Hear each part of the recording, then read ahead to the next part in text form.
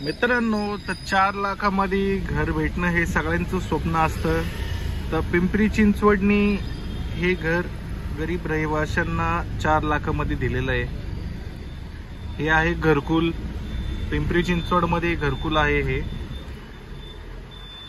तर तुम्ही बघू शकता खूप सारे लोक इथं राहतात. कमीत कमी 100च्या वरती बिल्डिंग्स आहेत इथं. पण इथं गुन्हेगारीचं प्रमाण इतकं वाढलेलं आहे की जागोजागी इथं गुन्हेगार तयार झालेले आहे. प्रशासनाचं इथं काहीच लक्ष नाहीये. तुम्ही बघू शकता किती सुंदर अशा बिल्डिंग आहेत. खूप सारे इथं अशा बिल्डिंग आहेत. अशा मिळून इथं 150 बिल्डिंग आहेत. पण इथं झालंय असं, खूप थरारजनक गोष्टी इथं प्रत्येक महिन्याला प्रत्येक दिवसाला इथं घडत असतात.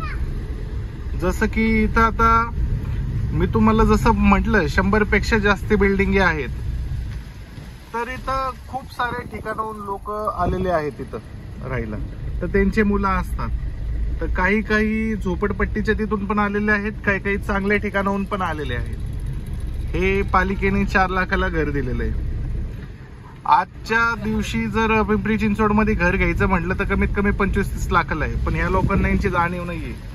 तर यांना यांची पोरं ताब्यात ठेवता येत नाही. त्याच्यामुळे इथं गुन्हेगारीला खूप वाढ झालेली आहे. इथं जागोजागी लोकांची हत्या झालेली आहे. हे जे ठिकाण आहे इथं, तर इथं हत्या झालेल्याचं ठिकाण आहे हे. तुम्ही समोर बघू शकता, समोरचं ग्राउंड आहे. तर ह्या ग्राउंड मध्ये सुद्धा हत्या झालेली आहे काही वर्षापूर्वी, लॉकडाऊनच्या आधी. प्रशासन काही करत नाही. आता बघू काय होतंय. तर तुम्हाला मी संपूर्ण घरकुल दाखवतो कसं आहे कसं नाही ते.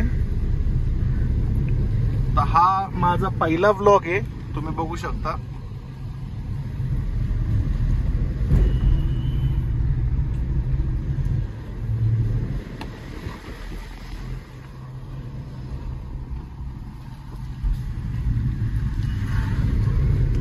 लोक इथं राहतात, चांगली राहतात, चांगली लोक पण आहेत इथं. पण काही थोड्याशा लोकांमुळे इथं याचं नाव खराब झालेलं आहे. इथं खूप सारे चांगले लोक पण राहतात. पालिकेने 10 वर्ष आधी घर दिलेलं आहे. बघा तुम्ही किती उंच बिल्डिंगी आहेत या.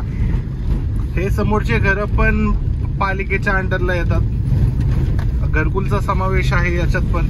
तुम्ही बघू शकता खड्डे किती आहेत. प्रशासन बिलकुलही लक्ष देत नाही, किंवा इथले स्थानिक जे नेते आहेत ते सुद्धा लक्ष देत नाहीत इथं. तर ही आहे घरकुलची मंडई. तर मंडई तुम्ही बघू शकता.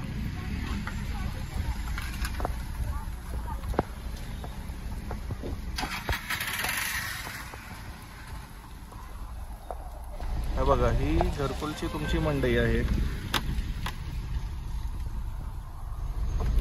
तुम्ही खड्डे बघा, खड्डे किती आहे तिथं.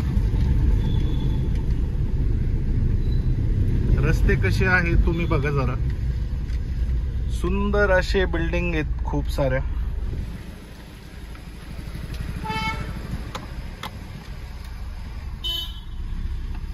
तर असे इथं थरारजनक गोष्टी होत राहतात. हत्यावर हत्या होत राहतात. हे समोरच्या चौकात सुद्धा हत्या झालेली आहे लॉकडाऊनच्या आधीच.